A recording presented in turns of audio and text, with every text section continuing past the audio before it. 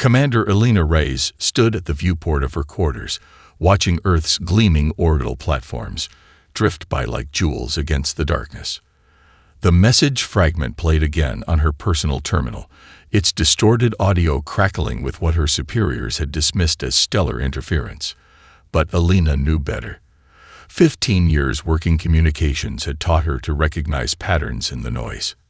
"Send your strongest," the voice had said before dissolving into static. Not their smartest, not their most advanced, their strongest. She tapped her console, bringing up the classified biological adaptation registry. Earth's status as a Class 9 death world had produced humans with remarkable variations, most considered abnormalities by the Galactic Council's homogenized standards. The Council's member species had engineered themselves toward uniformity over thousands of years, eliminating what they called evolutionary inefficiencies. Humans, by contrast, were chaotic, adaptable, and stubbornly diverse. Elena's own enhanced gravitational tolerance had kept her from diplomatic postings. Council chambers were maintained at a precise 0.8 standard gravity, perfect for their delicate physiologies, but problematic for humans whose bones would gradually weaken in such conditions. Elena's unusual density had been deemed potentially intimidating to diplomatic partners. The door chimed. "Enter," she called, quickly switching her display to routine ship diagnostics. Lieutenant Commander Jimenez stepped in, his expression carefully neutral. "The Admiral would like to know why you've been accessing personnel files for specialists in environmental adaptation." Elena had prepared for this. "Training exercise. I'm developing scenarios for multi-environment emergency response, including Sasha Volkov. Her radiation clearance was revoked last month." "Administrative oversight," Elena replied smoothly. "I'll select someone else." Jimenez didn't move toward the door.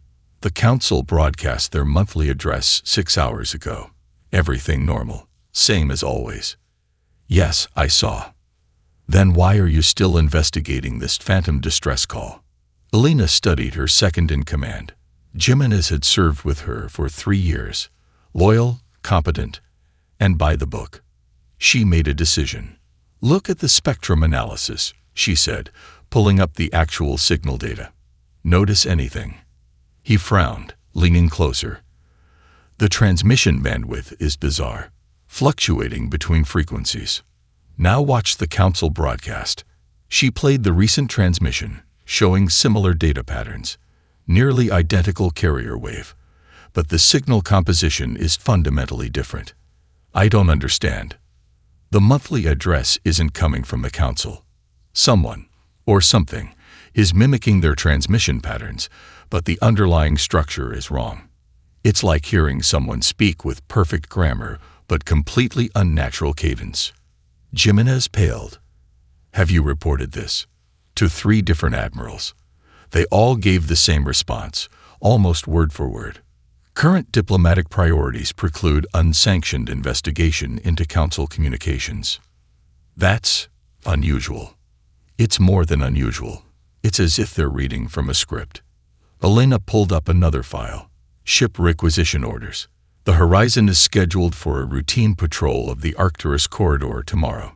Purely coincidentally, that route passes within 10 light hours of the signal origin." Jimenez straightened, conflict evident in his expression. "Commander, if you're suggesting." "I'm not suggesting anything, Lieutenant Commander. I'm simply reviewing patrol routes." She closed the display. "Though I am concerned about our shipboard environmental systems, perhaps we should bring specialists aboard to evaluate our radiation shielding, pressure maintenance, and temperature regulation before departure." Understanding dawned in his eyes. "That would require special personnel transfers." "Indeed it would." Elena turned back to the viewport. "You're dismissed, Lieutenant Commander. I have a training exercise to redesign." After the door closed, Elena opened a secure channel to the first name on her list. The face that appeared on screen was young, but marked with unusual patchy scarring. Radiation burns that would have killed anyone with standard human physiology. "Specialist Volkov." Elena said, "How would you like to take a completely routine patrol mission to investigate a mysterious signal that officially doesn't exist?" Sasha Volkov's scared face split into a grin. "When do we leave, Commander?" The Horizon's auxiliary bay had been converted into a makeshift briefing room, deliberately isolated from the ship's main systems. Elena studied the 5 specialists seated around the table, each one a living testament to humanity's tenacious adaptability. "I assume none of you believe you're here to inspect environmental systems," she began. Kion and Jenga, his neck ringed with the distinctive gill-like implants that allowed him to extract oxygen from almost any liquid, leaned forward. "The official story lasted about 6 hours. Scuttlebutt says we're chasing ghosts." "Not ghosts," Sasha interjected, absently scratching one of her radiation scars. "Something worse." Mai Zong remained perfectly still, her engineered skin reflecting light slightly differently than natural human tissue. At rest, she appeared normal, but Elena had reviewed footage of Mai walking unprotected through a plasma containment breach that would have incinerated anyone else instantly. "Tell them what you told me." Elena nodded to Mai. Mei's voice was soft but clear. 3 weeks before the signal Commander Reyes intercepted, my research team received an unusual energy reading from the direction of the Council's sanctuary system. The pattern matched theoretical models for dimensional ruptures. "Dimensional ruptures," James Okafor repeated skeptically. The cold weather specialist's dark skin had an unusual bluish undertone, a side effect of his modified hemoglobin. "That sounds like Council technology, not a natural phenomenon." "It was neither," Mai continued. "When we reported it, our findings were immediately classified." The next day, 2 of my colleagues disappeared. Their families were told they'd accepted positions on a distant colony, but their personal effects remained in their lockers, including wedding rings and family heirlooms no one would leave behind. Fatima al-Zahrani, her body unnaturally lean from modifications that allowed her to recycle and conserve water with remarkable efficiency, frowned. "I experienced something similar. My team found unusual petroglyph patterns in a subterranean chamber beneath the empty quarter. The markings depicted star configurations and what appeared to be dimensional gateways. When we attempted carbon dating, our samples were confiscated. My research partner was reassigned the next day. Carlos Santiago, the atmospheric specialist whose enhanced lung capacity gave his voice an unusual resonance, pulled up a display on his personal device. "I've been tracking these incidents. Over the past 6 months, 23 specialists in dimensional physics, xenobiology, and advanced propulsion have vanished from various research stations. Official records show transfers or reassignments, but personal communications simply stop."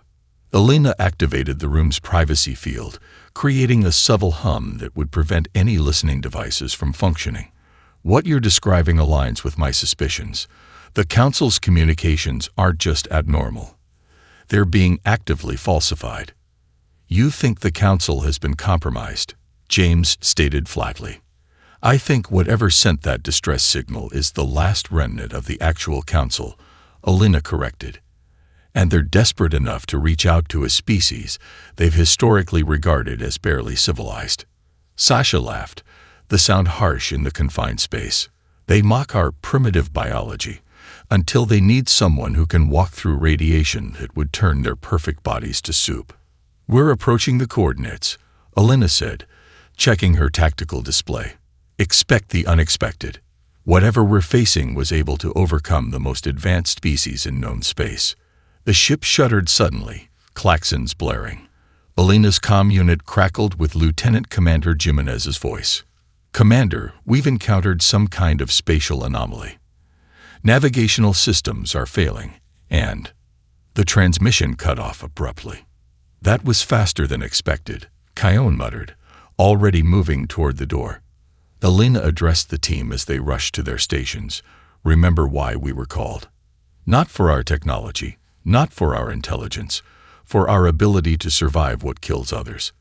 Whatever happens next, remember that you represent the best adaptation humanity has to offer. We thrive where nothing should survive." As if in response to her words, the lights flickered and died, plunging them into darkness as something heavy impacted the hull from outside. Emergency lighting bathed the corridor in pulsing red as Elena led the team toward the bridge. The ship's artificial gravity fluctuated wildly, a sensation that nauseated the others, but which Elena's specialized physiology processed without difficulty. "Life support is holding but comms are down shipwide," Carlos reported, checking a wall terminal. "Environmental readings are impossible. According to this, we're simultaneously experiencing vacuum and hyperpressure." "Sensor malfunction," Kayom suggested, but Mai shook her head. "Not malfunction. Dimensional overlay. We're partly here and partly elsewhere." A low moan echoed through the ventilation system, almost human but distorted, as if multiple voices spoke in imperfect unison. James instinctively raised his temperature regulation suit's hood, sealing it against his face. "Movement ahead," Sasha whispered, her radiation-adapted eyes detecting subtle shifts in the shadows. Humanoid but wrong. They rounded the corner to find Lieutenant Commander Jimenez standing alone in the corridor. His uniform was immaculate, his posture perfect, too perfect. "Commander Reyes," he said, his voice carrying an unfamiliar harmonic. "You've led your ship into restricted space. The Council demands immediate withdrawal." Elena studied him carefully. "The Council sent us a distress signal, Jimenez." No signal was authorized. His head tilted at an unnatural angle. "Your sensors are malfunctioning. Return to Earth for recalibration." Fatima stepped forward, her water conservation biology making her unusually sensitive to humidity patterns. "He's not sweating," she murmured. "Human bodies always release moisture, especially under stress." Jimenez's attention snapped to her with machine-like precision. "Specialist Al-Zarani, you exceeded your hydration ration by 3.2% yesterday." The specificity sent a chill through the group. No one monitored water consumption that precisely. "What happened to the bridge crew?" Elena demanded. "They understood," Jimenez replied, his face splitting into an unnatural smile that stretched too wide. "They joined perfection." He moved with blinding speed, lunging for Fatima, perhaps recognizing her as the one who had identified his abnormality.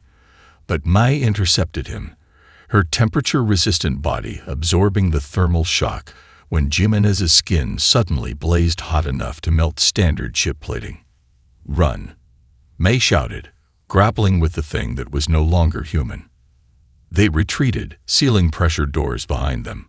Over emergency channels came scattered reports of similar encounters throughout the ship. Crew members encountered alone, speaking with strange harmonics, attempting to isolate and overwhelm individuals. "The bridge is lost," Elena concluded grimly. "We need to reach the auxiliary control room." As they navigated through maintenance tunnels, emerging occasionally into main corridors, they witnessed the gradual transformation of the horizon. Crystalline growths emerged from wall panels, pulsing with information patterns. Standard metal surfaces flowed like liquid, reconfiguring into alien geometries. "It's being remade," Carlos observed. "Not destroyed. Repurposed." When they finally reached auxiliary control, the viewports revealed their true situation. The horizon had been drawn into a massive structure, a latticework of impossible architecture surrounding a dying star. Pieces of other vessels were visible, incorporated into the structure like components in a circuit board. There, James pointed to a section that glowed differently than the others. "That material, it's Council technology." Elena activated the emergency beacon, broadcasting on all frequencies. "This is Commander Reyes of Earth Vessel Horizon. We've received your distress call and are attempting approach." The response came not through communication systems, but as a pulsing pattern in the crystalline growths now spreading across their control room. Asterisk verification protocol initiated. Stand by for biological authentication asterisk. Sasha's radiation detectors suddenly shrieked warning as the room flooded with enough gamma radiation to kill an unmodified human instantly. She remained standing, her enhanced cells rapidly regenerating, even as the others sought what cover they could find. Through the viewport, a section of the massive structure began to open, creating a pathway toward the core. "I think," Sasha said with grim humor as her skin visibly repaired itself, "we just passed the first test." The pathway led them deeper into the structure, past chambers filled with technology far beyond human understanding. Walls rippled with quantum fluctuations, occasionally revealing glimpses of other dimensions, shadowy landscapes, where physics operated under different rules. "Look," Kion pointed to a section of wall that momentarily displayed what appeared to be Earth's solar system, but distorted, with planets arranged in an unnatural geometric pattern. "Is that a simulation?" Mike concluded. "They're modeling our home system." Their escort, if it could be called that, consisted of floating crystalline shards that maintained precise formations around them. The crystals pulsed with light patterns that Carlos had begun to interpret as a form of communication. "They're scanning us," he explained as they passed through yet another adaptive membrane that briefly tested different atmospheric compositions against their biology. Each chamber presents a different environmental challenge. They're mapping our survival parameters. The final chamber opened into a vast space that defied conventional architecture. The ceiling arched impossibly high, while gravity shifted subtly depending on where one stood. At the center sat three beings, unmistakably council representatives, but changed. The Velox Archon, once a perfect crystalline entity, now displayed fracture patterns throughout its structure, light bleeding chaotically through the cracks. Beside it, the Warden of the Spheres, a species that had evolved beyond physical form into patterns of pure energy, now appeared partially solidified, its once brilliant illumination dimmed to a flickering glow. The third figure wore a council environmental suit, but moved with jerky, uncoordinated motions. When it spoke, multiple voices emerged simultaneously. "You came, responded, survived, interesting." Elena stepped forward. "I'm Commander Rise of Earth. We receive your distress signal." "Not our signal, Remnant, echo resistance," the voices replied. They sent warning too late." The fractured Archon rotated painfully toward them. Through its shattered facets, Elena saw movement, shadow-like entities flowing within, occasionally pressing against the crystalline surface, as if testing for weaknesses. "The Council encountered something," Elena prompted. "Something they couldn't control. We became it. They became us." The suited figure responded, its helmet visor clearing to reveal not a face, but a swirling vortex of dark matter where features should have been. Transcendence project failed, containment breached. James moved closer to Elena. "They're not just victims," he whispered. "They're infected or possessed." The Warden's flickering form expanded, projecting images into the chamber, historical records showing the Council's most ambitious project, an attempt to transcend physical form entirely by transferring consciousness into a self-sustaining quantum field. "Perfect immortality, unlimited knowledge," the voices continued. "Error occurred, hunger developed, consumption necessary." The images shifted to show the first transformations, Council scientists voluntarily connecting to the field, their bodies changing as shadow-like entities flowed into them. Their expressions shifted from rapture to horror as they lost control. "The Devourers," Fatima breathed. "They created them. Not created, became," the voices corrected. "They, us, we, them." Boundaries dissolving.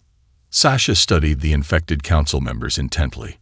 Why haven't they fully transformed you three? Why maintain this partial state? The Archon's crystal structure vibrated painfully. Resistance unexpected. Human chaos pattern intriguing. Your minds, Carlos realized. Your species evolved toward perfect order, perfect logic. These devourers consume order, transform it. But humans, contradictory, chaotic, inefficient, the suited figure confirmed. Difficult to process, assimilate. Humans uniquely resistant. The Warden's projection shifted again, showing the Devourer's expansion across Council space. Star systems rapidly transformed into energy harvesting operations. The pattern of expansion was methodical, systematic, except for one notable deviation. They avoided Earth, Elena observed. Temporary strategy, the voices replied. Studying, adapting, learning. Soon ready. Earth next target. The chamber trembled suddenly, crystals resonating with alarm. The suited figure jerked violently. Time-limited control failing, it warned, voice fracturing further. Hidden knowledge access quickly. The warden's fading energy form projected a final image, schematics for a device of impossible complexity, alongside coordinates deep within the structure. Disrupt connection, sever anchor, the voices urged as darkness began seeping through cracks in the chamber walls. Dimensional prison restore, only chance. Come with us, Elena offered, but the 3 council members backed away. Too late for us, they answered in unison as their forms began to distort. Run now, they come. They escaped the chamber as darkness consumed it, fleeing through corridors that increasingly resembled living tissue more than technology. Behind them, the screams of the council members faded into an eerie harmony of multiple voices speaking as one. With the station's gravity fluctuating unpredictably, Elena led them to a maintenance hub where Mai had detected unusual energy readings. The circular room contained what appeared to be a navigational interface, star charts and structural schematics projected in 3 dimensions. We need to understand what we're seeing, Elena insisted, studying the device schematics the warden had transmitted to them. Carlos approached the projection, his atmospheric sensitivity allowing him to perceive subtle variations in the holographic display. This is a map of dimensional anchor points, he concluded. The Devourers exist partially in our dimension and partially in another. These are their connections. Sasha examined the device specifications. This isn't just a disruption tool. It's a dimensional seal. The Council was trying to recreate their original containment technology. But they couldn't complete it, Fatima added, tracing energy pathways through the schematic. The Devourers discovered their plan. A tremor shook the station, stronger than before. James activated a structural integrity scan on his environmental suit. This entire section is destabilizing. Whatever's happening to the station is accelerating. Kion had been quiet, studying the dimensional map with intense concentration. There, he pointed to a pulsing node at the center of the projection. That's their primary anchor point, where the dimensional boundaries are thinnest. It's within the stellar core maintenance facility. The heart of a dying star, Mai whispered. No wonder the Council couldn't get close enough. Even their advanced technology couldn't withstand those conditions. Elena overlaid the device schematic with the station map. The disruption device needs to be assembled at 5 synchronized points around the core. Each component requires specific calibration to the local dimensional frequency. Which means we need to split up, Fatima concluded grimly. Another violent tremor rocked the station. Through the viewports, they could see sections of the massive structure beginning to reconfigure, folding inward toward the stellar core. They know we're here, James warned. They're consolidating their defenses around the core. Elena made a decision. We need to build this device now, using whatever we can salvage from our ship and this station. The team worked frantically, cannibalizing equipment and reprogramming Council technology to match the specifications. Each component was tailored to one team member's unique biological adaptations. For Sasha, a radiation-focusing element that would use her regenerative abilities to stabilize dimensional fluctuations. For Mai, a thermal inverter that would channel stellar heat through her modified skin to power the disruption field. For Fatima, a molecular reassembler that relied on her body's efficient resource management to maintain precise atomic alignments. For Carlos, an atmospheric processor that would use his enhanced respiratory system to filter dimensional particles. For Kion, a pressure modulator that would leverage his deep-sea adaptations to contain the quantum cascade. What about us? James asked, indicating himself and Elena. Elena studied the final piece of the schematic, a central synchronization node that would harmonize the 5 components. This requires a direct neural interface. Someone has to coordinate the entire process from the central chamber. James examined the specifications and paled. The gravimetric pressure alone would crush anyone who... He stopped, looking at Elena with sudden understanding. "Anyone except me," she finished quietly. "My altered bone density and gravitational adaptation should let me survive long enough to activate the synchronization." "Should," James pressed. Elena gave him a grim smile. "The Council's calculations give me a 13% chance of survival. Better odds than they'd have." The station shuddered again, more violently. A proximity alert showed multiple energy signatures converging on their location. Transformed crew members, now extensions of the Devourer consciousness. "We're out of time," Elena announced, distributing the completed components. "Remember your routes, remember your targets. Nothing less than Earth's survival depends on this working." As they prepared to separate, Elena gathered them one last time. "When the Council labeled us Deathworlders, they meant it as a slur, primitive beings from a planet too hostile for civilized life. Today, we prove them right. We are what Earth made us.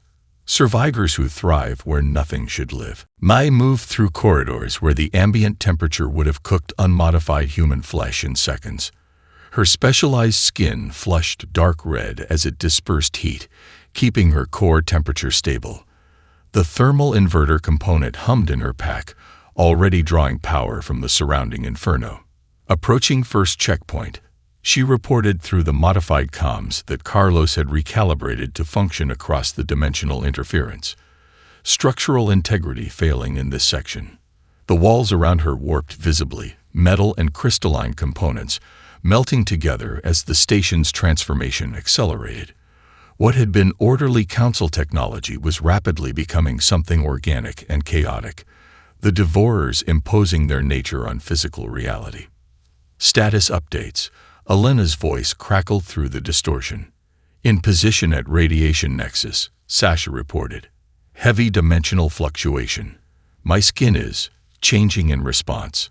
A pause. "Don't worry. It's regenerating, but differently each time."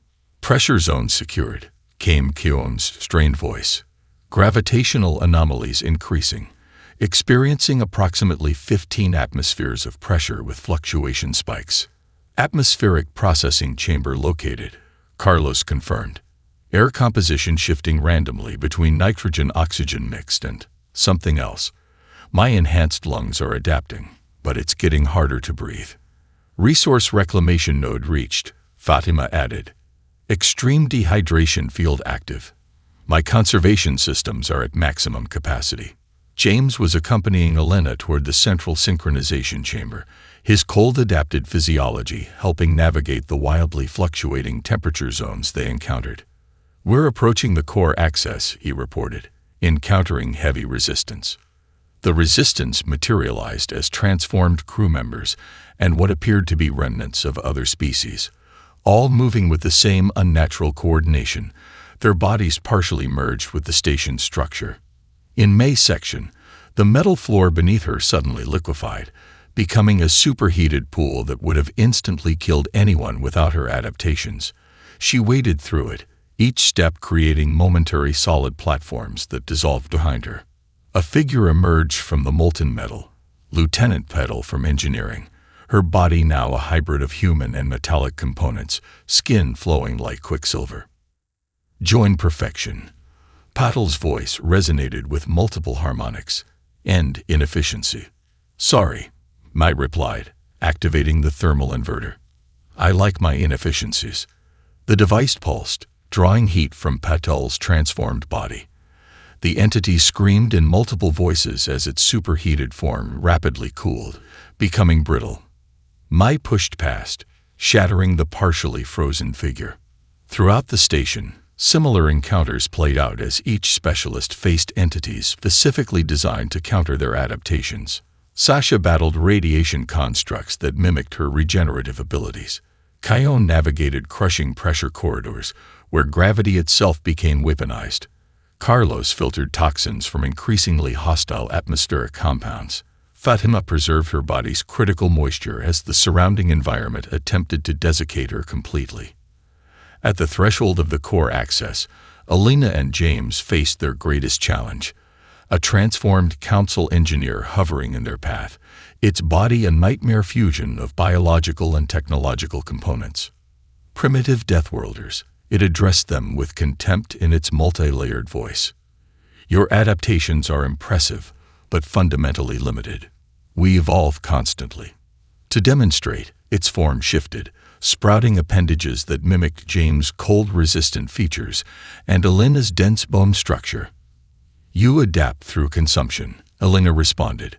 We adapt through struggle. That's the difference. Irrelevant distinction, the engineer replied. Your struggle ends. Your consumption begins. It lunged forward with impossible speed, but James was ready. He triggered his cold environmental suit to maximum output, creating a localized drop in temperature that momentarily shocked the entity's thermal regulation. Go, he shouted to Alina. I'll hold it here. That's not the plan, she protested. James smiled grimly. Plans adapt too. He placed himself between Alina and the recovering entity. My whole life prepared me for cold, hostile environments. Can't imagine anything more fitting. Alina hesitated, then pressed the central synchronization component into his hands. Then you're the coordinator. Your cold adaptation might survive longer in the core chamber than my gravitational resistance. Before he could protest, she turned back toward the engineer. I'm the distraction. Go finish this. James entered the core synchronization chamber, a perfect sphere suspended in the heart of the dying star. Through transparent sections of the chamber wall, he could see stellar plasma roiling just meters away. His cold-adapted body was already struggling, internal cooling mechanisms pushed beyond their design limits. The central platform contained an intricate interface, clearly council technology, but partially transformed by devourer influence. Dark matter tendrils wrapped around crystalline components, creating a hybrid system of organic and technological elements. I'm at the central node, he reported through sporadic comm static. Status update from all positions. Radiation nexus secured, Sasha responded, her voice strained. Component activated and synchronized with my biological patterns. It's using my regeneration cycle as a template. Thermal inverter online, Mike confirmed. Drawing power from the stellar boundary. Ready for synchronization. Pressure modulator active, Kion reported. Calibrated to match my gill implant oscillation frequency. Atmospheric processor functioning, Carlos added. Filtering dimensional particles through my enhanced respiratory cycle. Molecular reassembler aligned. Fatima's voice was barely audible. Water conservation matrix completed. James began the complex process of integrating their 5 components with the central node. As he worked, the chamber's transparent walls revealed movement within the stellar plasma, dark shapes swirling through the superheated matter as if it were water. We have company, he warned. The devourers are manifesting directly. The plasma beyond the chamber walls coalesced into recognizable forms, humanoid figures with features that shifted between various species the devourers had consumed. They pressed against the transparent barrier, their mouths moving in perfect synchronization. Remarkable resilience, they communicated directly into James' mind. Asterisk your chaotic biology contains unexpected patterns, asterisk. That's humanity for you, James muttered, continuing his work, full of surprises. Asterisk join perfection, asterisk, the entities offered. Asterisk your cold adaptation would enhance our collective. Experience existence across all dimensions simultaneously, asterisk. James ignored them, focusing on the synchronization process. Each component channel required precise calibration to its operator's unique biological signature. Asterisk your species fears death, asterisk. The devourers continued. Asterisk we offer transcendence beyond mortality, asterisk. The synchronization was nearly complete, but James' body temperature was rising dangerously despite his adaptations. Ice crystals that had formed on his skin began to melt. His enhanced hemoglobin struggled to process the increasingly thin air. Running out of time, he gasped into the comm. Final synchronization in 30 seconds. Prepare for activation. Asterisk, we see your thoughts. James Okafor asterisk. The entities pressed harder against the barrier, which began to distort under their influence. Asterisk, you already know you won't survive this process. Why sacrifice existence for temporary biological forms? Asterisk. The question hit something deep within him, the fundamental existential fear all humans carry. For a moment, his hands hesitated over the controls. Then Alina's voice broke through the static. James, remember Antarctica. Antarctica, where he'd been the sole survivor when his research team drilled into something they shouldn't have, where he'd spent 37 days alone in sub-zero temperatures, keeping a makeshift transmitter functioning until rescue arrived. I remember, he replied, his resolve strengthening. Asterisk, what drives such inefficient sacrifice? Asterisk, the Devourers questioned, genuinely confused. Asterisk, individual extinction for collective survival is illogical. Asterisk. James smiled through cracked, bleeding lips. That's what makes us human. We're walking contradictions. He completed the final synchronization as the transparent barrier began to fail. Stellar plasma leaked into the chamber, superheating the air. Activation sequence initiated, he reported. Dimensional disruption in 5, 4. The Devourers suddenly withdrew from the barrier, their unified consciousness recognizing the threat too late. 3, 2. Asterisk. This changes nothing. Asterisk. They projected frantically. Asterisk, we are eternal. We are. Asterisk. 1. James pressed the activation control as plasma engulfed him. Throughout the station, the 5 components simultaneously pulsed, creating a resonance field that rippled outward from the dying star. The Devourers screamed across all frequencies as their dimensional anchor points began to collapse. The station trembled as dimensional rifts cascaded outward from the core. Reality itself seemed to fracture, overlapping images of multiple universes briefly visible through tears in space-time. Alina fought her way through corridors that defied conventional physics, sometimes walking on walls or ceilings as gravity shifted unpredictably. The transformed Council engineer had disintegrated when the disruption wave hit, its composite form unable to maintain cohesion across collapsing dimensional boundaries. Throughout the structure, similar transformations reversed as the Devourer consciousness lost its grip on consumed entities. Alina reached the radiation nexus to find Sasha unconscious but alive, her body covered in strange luminescent patterns where her regenerative cells had incorporated aspects of dimensional energy.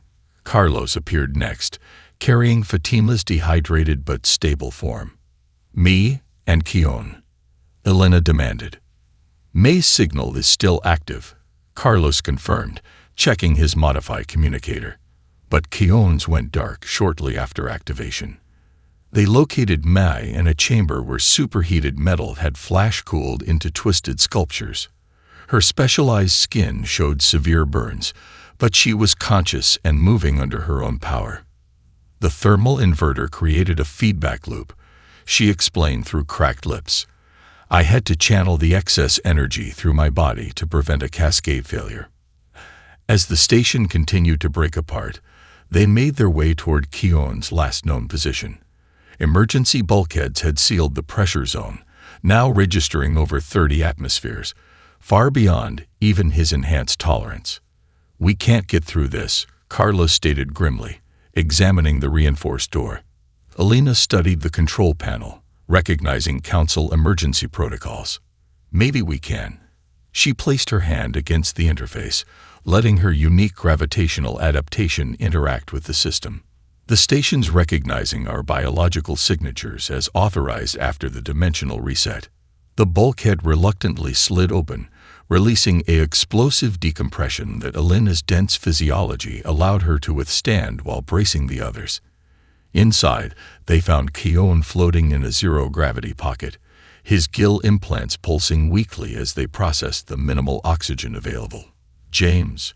he asked as they stabilized him. Elena shook her head. "No signal from the core chamber. It's been completely overrun by stellar material." They fought their way to the auxiliary docking bay, where a single escape pod remained intact. As they prepared for launch, the station's structural integrity reached critical failure. The dying star beneath them convulsed, no longer held in artificial stasis. "It's going supernova," Mai warned, reading the energy signatures. "The dimensional disruption has destabilized the entire stellar core." The escape pod launched, accelerating away from the collapsing structure. Through the viewport, they watched as sections of the massive council facility broke apart, dissolving into the expanding stellar flare. Then something impossible appeared on their sensors, a signal from within the explosion. "It can't be," Fatima whispered, but the readings were clear. A tiny craft had ejected from the far side of the disintegrating station. Carlos adjusted their course to intercept. As they approached, they saw it was barely more than an emergency beacon with life support, the last-ditch survival system from the core synchronization chamber. Inside, encased in a cocoon of crystallized plasma, lay James. His body temperature had dropped to near absolute zero, his enhanced hemoglobin completely transformed by exposure to the dimensional energies. Ice crystals formed perfect geometric patterns across his skin, preserving his cellular structure in a state between life and death. "Impossible," Sasha breathed, her medical scanners registering faint but present neural activity. His cold adaptation went into some kind of extreme hibernation state. As they brought him aboard, the dying star finally collapsed completely, the supernova illuminating space for light years in all directions. The dimensional rifts sealed as the devourer consciousness was forced back into its original prison dimension. Elena gazed at the spectacular-like show, thinking of the Council's dismissive term for humanity. "Deathworlders," she murmured. "They never understood that surviving Earth wasn't our weakness. It was our greatest strength." Their damaged pod limped toward the nearest emergency beacon, broadcasting on all frequencies. "This is Commander Elena Reyes of Earth. Mission accomplished. The galaxy's last SOS has been answered."